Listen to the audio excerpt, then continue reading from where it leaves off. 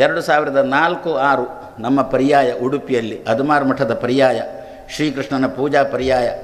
ಆವಾಗೊಂದು ಏನೋ ಪ್ರಾಣದೇವರ ಪ್ರೇರಣೆಯಿಂದ ಕೃಷ್ಣನಿಗೊಂದು ಗೋಪುರ ಕಟ್ಟೋಣ ಅಂತ ಹೊರಟೆ. ಮೊದಲೊಂದು ಗೋಪುರ ಇತ್ತು, ಒಂದು ಹಳೆ ಗೋಪುರ ಇತ್ತು, ಅದನ್ನು ತೆಗೆದು ಒಂದು ಹೊಸ ಗೋಪುರ ಕಟ್ಟೋಣ ಅಂತ. ಇಷ್ಟೇ ನಾನು ಸಂಕಲ್ಪ ಒಳ್ಳೆಯದಿತ್ತು. ಆದರೆ ಏನು ಮಾಡಿದೆ, ಏನೋ ಪ್ರಾಣದೇವರ ಚಿತ್ತ ಕಾಣುತ್ತೆ, ಕೃಷ್ಣನ ಚಿತ್ತ ಕಾಣುತ್ತೆ, ಒಂಚೂರು ಎಡವಿದೆ. ಏನು ಎಡವಿದೆ, ಮಾಧ್ಯಮದವರನ್ನು ಮೊದಲು ಕರೆದು ಅವರಿಗೆ ಹೇಳಿ ನಾನು ಕೆಲಸಕ್ಕೆ ಅಡಿ ಇಡ್ತಿದ್ರೆ ಎಲ್ಲ ಜಡ ಆಗ್ತಿತ್ತು. ನಾನು ಮಾಧ್ಯಮದವರನ್ನು ಬದಿಗಿಟ್ಟೆ, ಅಷ್ಟೇ ಬದಿಗಿಟ್ಟದ್ದು. ನಾನು ಯಾವಾಗ ಅದನ್ನು ಕೆಡವಿದನೋ ಮರುದಿವಸ ಪತ್ರಿಕೆಯಲ್ಲಿ ಬರ್ದುವು ಅಂತಲ್ಲ, ಮರುದಿವಸ ಪತ್ರಿಕೆಯಲ್ಲಿ ಬರ್ದುವು. ಏನು ಅಂತ ಬರ್ದುವು, ಕನಕ ಗೋಪುರ ಧ್ವಂಸ ಅಂತ. ಎದ್ದರು ಕುರುಬರು. ಅಷ್ಟೋ ತನಕ ಕುರುಬರಿಗೆ ಉಡುಪಿ ಅಂತಲೇ ಗೊತ್ತಿರಲಿಲ್ಲ. ಉಡುಪಿ ಬಿಡಿ, ಪ್ರಾಯಶಃ ಕನಕದಾಸರಿದ್ದಾರೆ ಅಂತಲೂ ಗೊತ್ತಿರಲಿಲ್ಲ ಕಾಣುತ್ತೆ. ಧ್ವಂಸ ಅಂತ ಬರೆದ್ರು. ಗಲಾಟೆ. ಏನು ಮಾಡಬೇಕು ಅಂತ ತೋಚಿಲ್ಲ.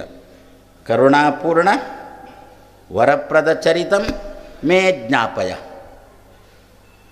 ಕುರುಬರಷ್ಟು ಗಲಾಟೆ ಮಾಡ್ತಾ ಇದ್ದಾರೆ. ಯಾರ ಬೆಂಬಲ ಹಿಡ್ಕೊಂಡು ಅವರ ಗಲಾಟೆ ಮಾಡ್ತಾ ಇದ್ದಾರೋ ಆ ಬೆಂಬಲವನ್ನು ನಾಶ ಮಾಡಬೇಕಾಗಿದೆ. ಈಗ ನಾನು ನಿನ್ನ ಯಾವ ಚರಿತ್ರೆಯನ್ನು ಹೇಳಿದರೆ ಆ ಬೆಂಬಲವನ್ನು ನಾಶ ಮಾಡಲಿಕ್ಕೆ ಸಾಧ್ಯ ಉಂಟೋ ಆ ಚರಿತ್ರೆಯನ್ನು ನನಗೆ ಜ್ಞಾಪಯ ಅಂತ ದೇವರಲ್ಲಿ ಬೇಡಿಕೊಂಡು, ಕೃಷ್ಣನಲ್ಲಿ ಬೇಡಿಕೊಂಡು, ಪ್ರಾಣ ದೇವರಿಗೆ ಅಲ್ಲಿ ಆಂಜನೇಯ ಇದ್ದಾನೆ ತಾನೆ, ಕೃಷ್ಣನ ಪಕ್ಕದಲ್ಲಿ ಆಂಜನೇಯ ಇದ್ದಾನೆ. ಯಾರೋ ಕೇಳಿದ್ದುಂಟು, ಕೃಷ್ಣನಿಗೆ ಆಂಜನೇಯನಿಗೆ ಏನು ಸಂಬಂಧ? ರಾಮನಿಗೆ ಆಂಜನೇಯನಿಗಾದರೂ ಸಂಬಂಧ ಉಂಟು, ಕೃಷ್ಣನಿಗೆ ಆಂಜನೇಯನ ನಾನಂದೆ ಇದೇ ಸಂಬಂಧ ಅಂತಂದೆ. ಸಮಸ್ಯೆಗಳು ಬಂದಾಗ ಪರಿಹಾರ ಕೊಡಲಿಕ್ಕೆ ಇರುವವ ಆಂಜನೇಯ. ಕೃಷ್ಣ ರಾಷ್ಟ್ರಪತಿ, ಆಂಜನೇಯ ಪ್ರಧಾನಮಂತ್ರಿ. ಆದ್ದರಿಂದ ಆಂಜನೇಯ ಎದುರಿಗಿಡ್ತಾನೆ, ರಾಷ್ಟ್ರಪತಿ ಎದುರಿಗಿಡ್ತಾನೆ. ಅದಕ್ಕೆ ರಾಷ್ಟ್ರಪತಿ ಅಂಕಿತ ಹಾಕಿದರೆ ಸರಿ, ಪಾಸ್. ಆದರೆ ನಮ್ಮ ಕೃಷ್ಣ ರಬ್ಬರ್ ಸ್ಟ್ಯಾಂಪ್ ಅಲ್ಲ, ಆಲೋಚನೆ ಮಾಡಿಯೇ ದಸ್ಕತ್ ಹಾಕುವವ, ಅಂಥದ್ದನ್ನೇ ಮುಖ್ಯ ಪ್ರಾಣ ಇಡುವವ. ಏನು ಮಾಡಿದೆ ನಾನು? ಕೃಷ್ಣನಲ್ಲಿ ಇಷ್ಟು ಬೇಡಿಕೊಂಡು ಪ್ರಾಣದೇವರಿಗೆ ರಾಮಾಯ ಶಾಶ್ವತ ಸುವಿಸ್ತೃತ ಷಡ್ಗುಣಾಯ ಆಚಾರ್ಯ ಮಧ್ವರು ಕೊಟ್ಟ ಸುಂದರಕಾಂಡ, ವಾಲ್ಮೀಕಿ ಋಷಿಗಳು ಕೊಟ್ಟ ಒಂದು ಸುಂದರಕಾಂಡ ಉಂಟು, ಅದು 68 ಸರ್ಗದ್ದು. ಅದರದ್ದೊಂದು ಪಾರಾಯಣದ ಕ್ರಮ ಉಂಟು, ಒಂದೊಂದು ಶ್ಲೋಕ ಉಂಟು. ಆ ಶ್ಲೋಕಕ್ಕೆ ಅನುಗುಣವಾಗಿ ಇಡೀ ದಿವಸ 68 ಸರ್ಗನೂ ಪಾರಾಯಣ ಅಲ್ಲ, ಮಾಡೋರು ಇಲ್ಲ ಅಂತಲ್ಲ, ಆದರೆ ಪುರುಸೊತ್ತಿಲ್ಲದಿದ್ದರೆ ಅದೊಂದು ಪಾರಾಯಣದ ಕ್ರಮ ಕೊಟ್ಟರು.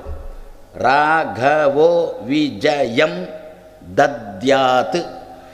ಅರ್ಥ ಆಯಿತು ಅಂತ ಕಾಣುತ್ತೆ, ಸ್ವಲ್ಪ ಸಂಸ್ಕೃತ ಬರುತ್ತಲ್ಲ. ರಾಘವ ವಿಜಯಂ ದದ್ಯಾತ್ ಅಂದರೆ ಕೊಡಲಿ. ರಾಘವ ವಿಜಯಂ ದದ್ಯಾತ್ ಯಾರಿಗೆ? ಮಮ. ಯಾರು ರಾಘವ? ಸೀತಾಪತಿ ಪ್ರಭು ಅಂತ ಇದೊಂದು ಶ್ಲೋಕ. ಈ ಶ್ಲೋಕಕ್ಕೆ ಅನುಗುಣವಾಗಿ ಸುಂದರಕಾಂಡದ ಪಾರಾಯಣ. ಅಂದರೆ ರಾಘವ ಮೊದಲು ರಾಕ್ಷರನ, ರಾಕ್ಷರ ಎಷ್ಟನೇದ್ದು? 2ನೇ ಅಕ್ಷರ. ಯಾ ರ, ಆ ದಿವಸ 2 ಸರ್ಗ.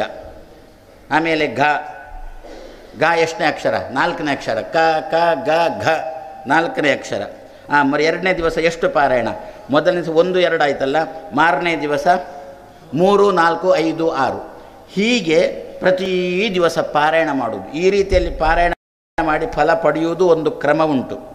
ನಾನೇನು ಮಾಡಿದೆ ಅಂತಂದುಬಿಟ್ರೆ, ಆಚಾರ್ಯರು ಕೊಟ್ಟಿರತಕ್ಕಂತಹ ಸುಂದರಕಾಂಡ, ರಾಮಾಯ ಶಾಶ್ವತ ಉಂಟಲ್ಲ ಒಂದು ಅದು, ಆಮೇಲೆ ಮನ್ಯು ಸೂಕ್ತ, ಆಮೇಲೆ ಬಳಿತಾ ಸೂಕ್ತ, ಈ 3 ಹಿಡ್ಕೊಂಡು ಯಾವಾಗ ಆ ಮಧುರ ಪತ್ರಿಕೆಯಲ್ಲಿ ಬರಲಿಕ್ಕೆ ಶುರುವಾಯಿತೋ ಅದರ ಮರು ದಿವಸದಿಂದ ಆಂಜನೇಯನಿಗೆ ಪ್ರತಿ ದಿವಸ ಜೇನುತುಪ್ಪದಲ್ಲಿ ಅಭಿಷೇಕ ಮಾಡಿದೆ.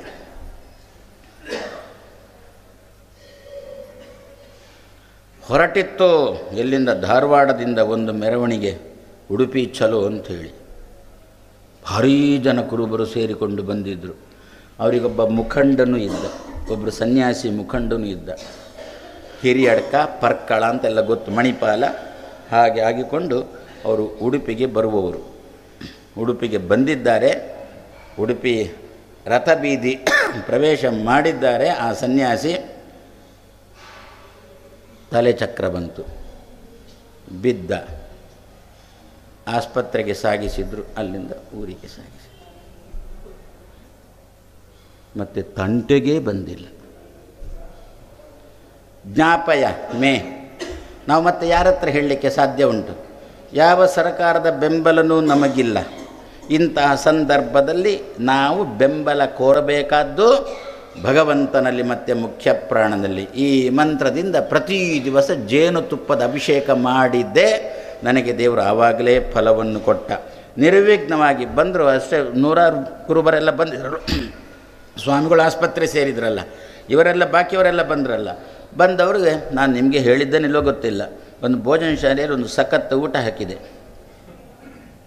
ಒಂದು ದೇವರ ಪ್ರಸಾದದ ಪ್ರಭಾವ ಎಷ್ಟು ನೋಡಿ, ಕೃಷ್ಣನ ಪ್ರಸಾದದ ಪ್ರಭಾವ ಎಷ್ಟು ನೋಡಿ ಸಖತ್ತು ಉಂಡ್ರು. ಉಂಡು ಹೋಗುವಾಗ ಧಾರವಾಡದಿಂದ ಹೊರಡುವಾಗಲೂ ಕೂಡ ಉಡುಪಿ ಛಲೋ ಅಂತಲೇ ಹೇಳಿಕೊಂಡು ಹೊರಟವರು, ಉಂಡು ಹೋಗುವಾಗ ಉಡುಪಿ ಛಲೋ ಅಂದರು ಹೊರಟೋದು. ಅದಕ್ಕೆ ಕೃಷ್ಣ ಅಂದದ್ದು, ನಾನು ಉಂಡದ್ದನ್ನು ಉಣ್ಣು, ಎಲ್ಲ ಜೀವನ ಎಲ್ಲ ಛಲೋ ಆಗುತ್ತೆ ಅಂತ ಕೃಷ್ಣ ಭಗವದ್ಗೀತೆಯಲ್ಲಿ ಆವಾಗಲೇ ಅಂದಿದ್ದಾನೆ. ಆದ್ದರಿಂದ ಅಂತಹ ಚರಿತಂ ಮೇ ಜ್ಞಾಪಯ. ಯಾವುದನ್ನು ಪಾರಾಯಣ ಮಾಡಿದರೆ ನಮಗೆ ಉಪದ್ರ ಕೊಡತಕ್ಕಂಥವರಿಗೆ ಏನು ಬಲ ಉಂಟು, ವರ ಉಂಟು, ಆ ವರವನ್ನು ನಾಶ ಮಾಡತಕ್ಕಂಥ ಚರಿತ್ರೆಯನ್ನು ಮೇ ಜ್ಞಾಪಯ ಅಂತ ಆಚಾರ್ಯ ಮಧ್ವರು ನಮ್ಮ ಬಗ್ಗೆ ವಾದಿರಾಜ ಶ್ರೀಪಾದರು ಪ್ರಾರ್ಥನೆ ಮಾಡಿದ್ದಾರೆ. ಇದನ್ನೇ ನಾನು ನಿತ್ಯ, ನಮ್ಮದು ಪ್ರಾರ್ಥನಾ ಶ್ಲೋಕ ಉಂಟು ಉಪನ್ಯಾಸದ ಮೊದಲು, ಭಕ್ತ್ಯ ಸ್ತುತ್ಯ ವಿರಕ್ತ್ಯ ಅಂಥೇಳಿ. ಅದರಲ್ಲಿ ಭಕ್ತ್ಯ ಸ್ತುತ್ಯ ವಿರಕ್ತ್ಯ ಕ್ಷಿತ್ಯಾಂ ಅತ್ಯಲ್ಪ ಭೃತ್ಯೇಶ್ವಪಿ. ಕ್ಷಿತಿ ಅಂದರೆ ಭೂಮಿಯ, ಕ್ಷಿತ್ಯಾಂ ಭೂಮಿಯಲ್ಲಿ, ಅತ್ಯಲ್ಪ ಭೃತ್ಯೇಶ್ವಪಿ ನಾನು ದಾಸರ ಮನೆಯ ದಾಸಾನುದಾಸ ನಾನು, ಅತ್ಯಲ್ಪ ಭೃತ್ಯ ನಾನು. ನೀವೆಲ್ಲ 10, 100, 1000 ಅಂತ ದೇವರ ಭಜನೆ ಮಾಡುವುದಾದರೆ ನಾನು ಒಂದು ಭಜನೆ ಮಾಡುವವ, ಅಷ್ಟು ಅತ್ಯಲ್ಪ ಭೃತ್ಯ. ಕ್ಷಿತ್ಯಾಂ ಅತ್ಯಲ್ಪ ಭೃತ್ಯೇಶ್ವಪಿ. ಅಂತಹ ಸೇವಕರಲ್ಲಿಯೂ ಕೂಡ ಯಾರಾದರೂ ಕೆಟ್ಟವರು ಉಪದ್ರ ಮಾಡಿದರೆ ಕುಜನ ಕೃತ, ಕುಜನ ಅಂದರೆ ಕೆಟ್ಟವರು ತಾನೆ, ಕೃತ ಅಂದರೆ ಮಾಡಿದ್ದು, ಕುಜನ ಕೃತ. ಕೆಟ್ಟವರು ಏನಾದರೂ ಉಪದ್ರ ಮಾಡಿದರೆ ಆ ಉಪದ್ರ ಮಾಡಲಿಕ್ಕೆ ಏನು ಮೂಲ ಉಂಟು ಅದನ್ನು ಛೇದಕಾಯ. ಹಯಗ್ರೀವ ಇಷ್ಟು ಕೆಲಸ ಮಾಡ್ತಾನಂತೆ. ಕ್ಷಿತ್ಯಾಂ ಅತ್ಯಲ್ಪ ಭೃತ್ಯೇಶ್ವಪಿ ಕುಜನ ಕೃತ ಔದ್ಧತ್ಯ. ಉದ್ಧಟತನ ಉಂಟಲ್ಲ ಅವರದ್ದು, ಔದ್ಧತ್ಯ ಭೂ, ಉದ್ಧಟತನಕ್ಕೆ ಭೂ ಕಾರಣವಾದ್ದುಂಟಲ್ಲ ತ್ಯಾಜಕಾಯ, ಆ ಕಾರಣ ಅವರಿಂದ ಬಿಡಿಸ್ತಾನಂತೆ. ಇದು ಯಾರು ಬಿಡಿಸುವವ ಹೇಳಿದ್ಯಾರು? ವಾದಿರಾಜರು. ಬಿಡಿಸುವವ ಯಾರು ಅಂತಂದರೆ ಹಯಮುಖ ಹರಿ, ಹಯಗ್ರೀವ ರೂಪಿ ಭಗವಂತ ಬಿಡಿಸ್ತಾನೆ ಅಂತೆ. ಒಬ್ಬ ದೈತ್ಯರನ್ನು ಕೊಂದದ್ದು ಹಯಗ್ರೀವ ರೂಪಿ ಭಗವಂತ, ಮಧು ಕೈಟಬರನ್ನು ಸಂಹಾರ ಮಾಡಿದ್ದು ಹಯಗ್ರೀವ ರೂಪಿ ಭಗವಂತ. ಹಾಗಾದರೆ ಮಧು ಕೈಟಬರಂತೆ ನಮಗೆ ಉಪಟಳ ಮಾಡತಕ್ಕಂಥವರಿದ್ದಾರಲ್ಲ, ಅಂತಹವರನ್ನು ತ್ಯಾಜಕಾಯ ನಾಶ ಮಾಡುವ ತಾಕತ್ತು ಹಯಮುಖ ಹರಿಗೆ ಉಂಟಂತೆ ಅಂತ ವಾದಿರಾಜ ಶ್ರೀಪಾದರು ನಮ್ಮ ಬಗ್ಗೆ ಹಯವದನಲ್ಲಿ ಪ್ರಾರ್ಥನೆ ಮಾಡಿದ್ದುಂಟು. ಆದ್ದರಿಂದ ನಾವು ಯಾರೂ ಕೂಡ ಭಯ ಪಡುವ ಪ್ರಸಂಗ ಇಲ್ಲ ಅಂತಂದರು. ಆದ್ದರಿಂದ ಅಂತಹ ಚರಿತ್ರೆಯನ್ನು ಹೇ ಕೃಷ್ಣ, ಹೇ ಮೇ ಜ್ಞಾಪಯ. ಯಾವುದನ್ನು ಪಾರಾಯಣ ಮಾಡಿದರೆ ಕಾಯಿಲೆ ಪರಿಹಾರ ಆಗಬೇಕಾದ್ರೆ ವಿಷ್ಣು ಸಹಸ್ರನಾಮ ಇಷ್ಟು ಸಲ ಪಾರಾಯಣ ಮಾಡಿ ಅಂತ ಹೇಳ್ತಾರಲ್ಲ, ಒಂದೊಂದಕ್ಕೆ ಒಂದೊಂದು ರೀತಿ. ಯಾಕೆ ಅದು ಒಂದೊಂದಕ್ಕೆ ಒಂದೊಂದು ರೀತಿಯ ಸ್ತೋತ್ರ ಕೊಟ್ಟರು? ನಮ್ಮಲ್ಲಿ ವಾಯುಸ್ತುತಿಯಲ್ಲಿ ಉಂಟು ಆ ಕ್ರಮ. ಯಾವ ನಮ್ಗೆ ಅಭೀಷ್ಟ ಬೇಕು ಅದಕ್ಕೂ ಇಂತಹ ಶ್ಲೋಕವನ್ನು ಪುನಶ್ಚರಣ ಕ್ರಮದಲ್ಲಿ ಮಾಡು, ನಿನ್ನ ಅಭೀಷ್ಟ ಸಿದ್ಧಿ ಆಗುತ್ತೆ ಅಂತ ಉಂಟಲ್ಲ. ಲಕ್ಷ್ಮೀ ಶೋಭಾನದಲ್ಲಿ ಕೂಡ ಅದನ್ನೇ ಕೊಟ್ಟರು ವಾದಿರಾಜ ಶ್ರೀಪಾದರು. ಇಂತಹ ನುಡಿಯನ್ನು 108 ಸಲ ಪಾರಾಯಣ ಮಾಡು.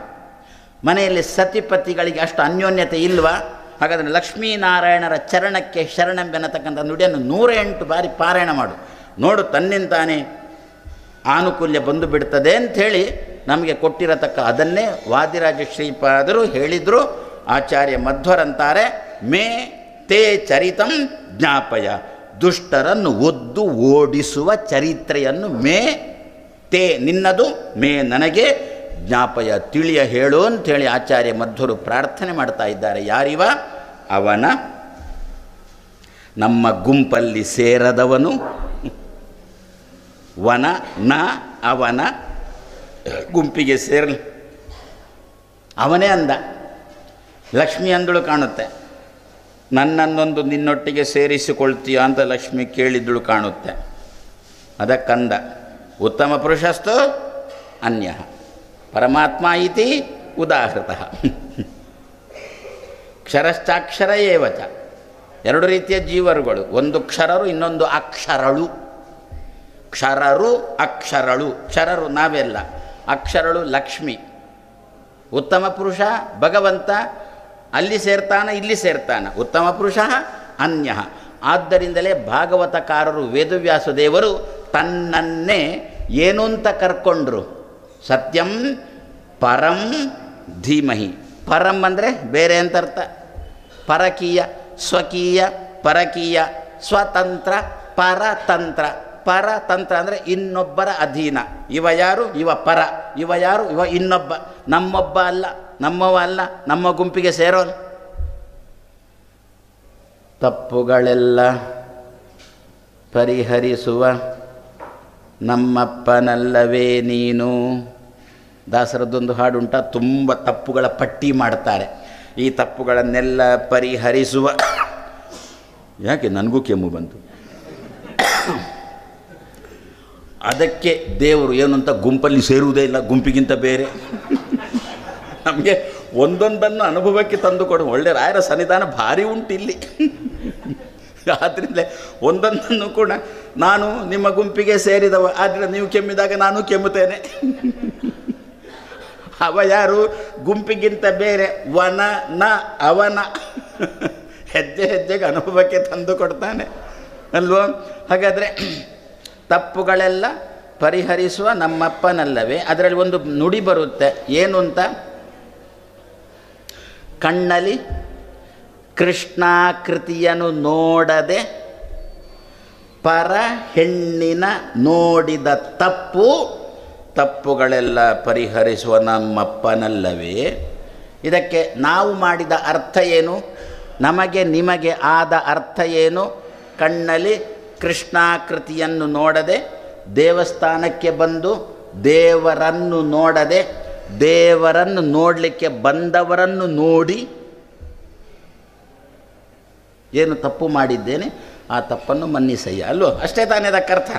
ಕೃಷ್ಣಾಕೃತಿಯನ್ನು ನೋಡದೆ ಪರ ಹೆಣ್ಣಿನ, ಇನ್ನೊಬ್ಬರ ಹೆಣ್ಣಿನ ನೋಡಿದ ತಪ್ಪು, ಈ ತಪ್ಪನ್ನು ಕ್ಷಮಿಸುವಂತ ತಾನೆ ದಾಸರು ಎಷ್ಟು ಒಳ್ಳೆ ಹೇಳಿದ್ದಾರೆ ಗೊತ್ತಾ? ಕಣ್ಣಲ್ಲಿ ಕೃಷ್ಣಾಕೃತಿಯನ್ನು ನೋಡದೆ, ಕೃಷ್ಣನನ್ನು ನೋಡದೆ, ಪರ ಹೆಣ್ಣಿನ, ಪರ ಅಂದರೆ ದೇವರು, ಅವನ ಹೆಣ್ಣು ಅಂತಂದರೆ ಲಕ್ಷ್ಮಿ, ಅವಳನ್ನು ನೋಡಿದ್ದು ತಪ್ಪು.